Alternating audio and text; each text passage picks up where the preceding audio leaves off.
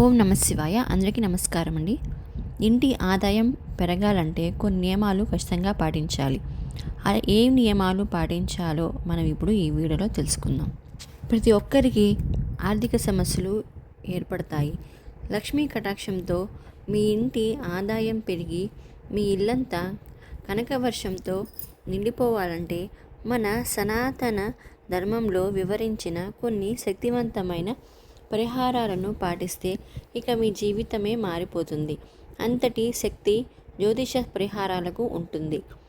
మీ తలరాతను మార్చేసి విపరీతమైన ఐశ్వర్యాన్ని ప్రసాదించే కొన్ని శక్తివంతమైన పరిహారాల గురించి మనం ఈ వీడియోలో తెలుసుకుందాం. మన జ్యోతిష శాస్త్రాలలో స్వస్తిక్ గుర్తుకు చాలా దైవశక్తి ఉంటుంది. స్వస్తిక్ గుర్తులో దేవతలు నివసిస్తారు. అలాగే ఓం గుర్తు ఐశ్వర్యాన్ని ప్రసాదిస్తుంది. కాబట్టి ప్రతి ఒక్కరి ఇంటి ముందు తప్పనిసరిగా స్వస్తిక్ గుర్తును అలాగే ఓం గుర్తును వేసుకోవాలి. మీ ఇంటి ప్రధాన తలుపుల పైన పసుపుతో స్వస్తిక్ గుర్తును వేసుకోవాలి.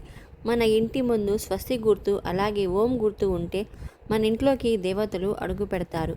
ఎలాంటి దుష్టశక్తులు మన ఇంట్లోకి ప్రవేశించలేవు. ఇక విపరీతమైన ధనాన్ని ఆకర్షించడంలో రాళ్ళ ఉప్పు బాగా ఉపయోగపడుతుంది. ఒక గాజు గిన్నెలో నిండుగా రాళ్ళ ఉప్పును పోసి మీ ఇంటి ఈశాన్య మూలన పెట్టుకోవాలి. ఈశాన్యంలో రాళ్ళ ఉప్పును పెట్టుకుంటే మీ ఇంట్లో ఉన్న ప్రతికూల శక్తులన్నీ తొలగిపోయి ధనపరంగా మీ కుటుంబానికి బాగా కలిసి వస్తుంది. అలాగే కటిక పేదరికంతో బాధపడేవారు, అప్పుల సమస్యలతో సతమతం అవుతున్న వారు మీ ఇంటి గుమ్మానికి రావి ఆకులను కట్టుకోండి. రావి ఆకులో విష్ణుమూర్తి నివసిస్తారు. కాబట్టి విష్ణుమూర్తి ఎక్కడైతే ఉంటాడో అక్కడ లక్ష్మీదేవి శిష్ట వేసుకొని కూర్చుంటుంది.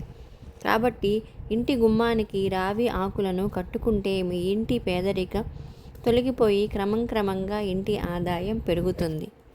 తమలపాకుల్లో లక్ష్మీదేవి నివసిస్తుంది. కాబట్టి మీ ఇంటి గుమ్మానికి తమలపాకులు కట్టుకున్న విపరీతమైన సంపద మీ ఇంట్లోకి చేకూరుతుంది.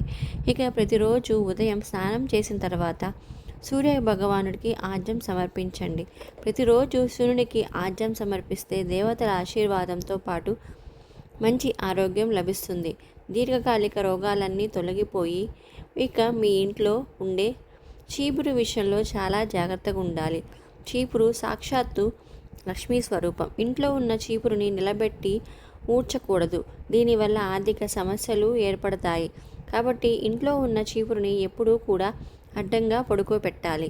వాస్తు ప్రకారం మీ ఇంట్లో ఉన్న చీపురును పడమర దిశలో కానీ వాయువ్య దిశలో కానీ పెట్టుకుంటే మీ ఇంటి అదృష్టం కలిసొస్తుంది. అలాగే సాయంత్రం సూర్యుడు అస్తమించిన తర్వాత చీపురుతో ఇంటిని శుభ్రం చేయకూడదు. ఎందుకంటే ప్రతిరోజు సాయంత్రం సమయంలో లక్ష్మీదేవి మన ఇంటి గుమ్మం ముందుకి వస్తుంది. కాబట్టి సాయంత్రం వేళలో చీపురును పట్టుకుంటే లక్ష్మీదేవి మీ ఇంట్లోకి రాకుండా వెళ్ళిపోతుంది. ఇక శుక్రవారం ఇంట్లో దీపారాధన చేసేటప్పుడు మీ పూజ గదిలో ఉన్న లక్ష్మీదేవి చిత్రపటం ముందు 2 లవంగాలను పెట్టి దీపారాధన చేసుకోండి. ఇంట్లో పూజ పూర్తయిన తర్వాత ఆ లవంగాలను తీసి మీ బీరువాలో పెట్టుకోండి. ఇలా ప్రతి శుక్రవారం చేస్తూ ఉండండి. లక్ష్మీదేవి చల్లని చూపు మీ ఇంటిపై పడుతుంది. ఇక మీ ఇంట్లో లక్ష్మీదేవి శ్రీనివాసం ఉంటుంది. ఇక ప్రస్తుత రోజుల్లో చాలామంది నరదిష్టి సమస్యలతో ఇబ్బంది పడుతున్నారు. ఎవరికైనా నరదిష్టి సోకితే అప్పుల సమస్యలు అలాగే అనారోగ్య సమస్యలు పెరుగుతాయి. కాబట్టి ప్రతి అమావాస్య రోజున మీ ఇంట్లో ఉన్న కుటుంబ సభ్యులందరూ రాళ్ళ ఉప్పుతో దిష్టి తీసుకోండి. మీకు మీ కుటుంబానికి చాలా మంచి జరుగుతుంది. అలాగే ప్రతి అమావాస్య రోజున మీ ఇంటికి కూడా ఉప్పుతో దిష్టి తీయండి. భయంకరమైన నరఘోష సమస్యలన్నీ తొలగిపోతాయి. అకస్మాత్తుగా అదృష్టం కలిసి రావాలంటే ప్రతి శుక్రవారం సాయంత్రం సమయంలో పూజ గదిలో నెయ్యి దీపం వెలిగించి లక్ష్మీదేవికి నమస్కారం చేసుకొని మీ ఇంటి గుమ్మం ముందు కూడా 2 దీపాలు వెలిగించండి. ఇలా 4 శుక్రవారాలు చేస్తే లక్ష్మీదేవి మీ ఇంట్లో శిష్ట వేసుకొని కూర్చుంటుంది. ఆకస్మిక ధనలాభం కలిసి వస్తుంది. మన సనాతన ధర్మంలో గోమాతకు చాలా ప్రాధాన్యత ఉంది. అయితే ఏదైనా ఒక శుక్రవారం నాడు బెల్లం కలిపిన గోధుమ రొట్టెలను గోమాతకు తినిపించండి. ముక్కోటి దేవతలు సంతృప్తి చెంది కోరిన వరాలను వెంటనే ప్రసాదిస్తారు. మీ కుటుంబానికి అష్టైశ్వర్యాలు కలుగుతాయి. విపరీతమైన అప్పుల సమస్యతో బాధపడేవారు ప్రతి మంగళవారం నాడు ఆంజనేయ స్వామి ఆలయానికి వెళ్ళి హనుమాన్ చాలీసాను చదవండి. నెల తిరగకుండానే మీ అప్పుల సమస్యలని త్వరగా తీరిపోతాయి. ఎంత సంపాదించినా డబ్బు నిలవకపోతే మీ ఇంటి ఆగ్నేయ దిశలో మినీ ప్లాంట్ మనీ ప్లాంట్ మొక్కను పెంచుకోండి. ఆగ్నేయంలో మనీ ప్లాంట్ మొక్క ఉంటే అనవసరపు ఖర్చులు తగ్గి ఇంటి ఆదాయం బాగా పెరుగుతుంది. ఇక జమ్మి చెట్టుకు ప్రదక్షిణాలు చేస్తే శని దోషాలన్నీ వెంటనే తొలగిపోతాయి. ఇక మీ ఇంటి గడప మహాలక్ష్మితో సమానం కాబట్టి ప్రతి శుక్రవారం తప్పనిసరిగా గడప పూజ చేయాలి. ఇంటి గడపలకు పసుపు రాసి కుంకుమ బొట్లు పెట్టి పూలతో అలంకరించుకుంటే లక్ష్మీదేవి ఎక్కడున్నా సరే వెంటనే మీ ఇంట్లోకి వచ్చేస్తుంది.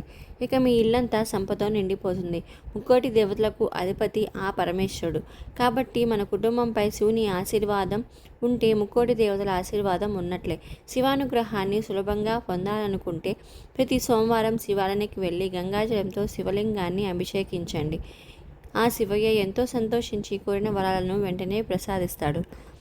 ఇక ప్రతినిత్యం గాయత్రి మంత్రాన్ని చదివితే మానసిక ప్రశాంతత లభిస్తుంది.